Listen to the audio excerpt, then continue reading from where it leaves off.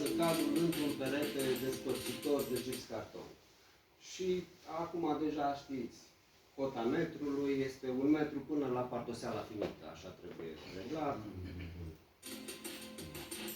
O să ajung să povestim și dacă se toarnă greșit șapa, cum vă putem noi ajuta.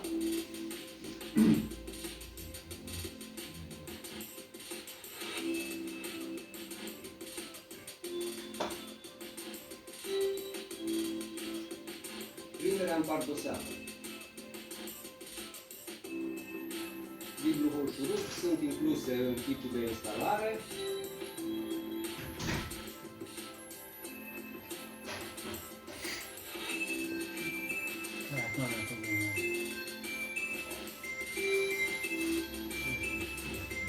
Reglați pe înălțime.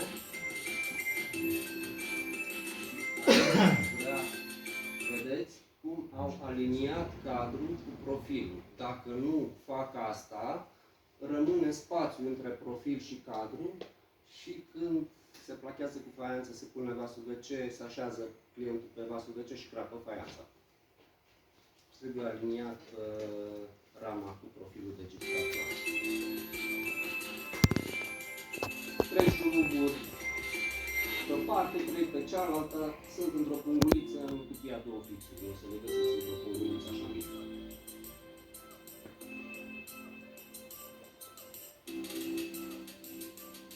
Se întărește peretele. Vedeți? Instrucțiunile de montaj e data asta. Nu știu ce profile am acolo. Îl întăresc peretele. Cotul de evacuare este reglabil în 12 poziții la rezervoarele Sigma.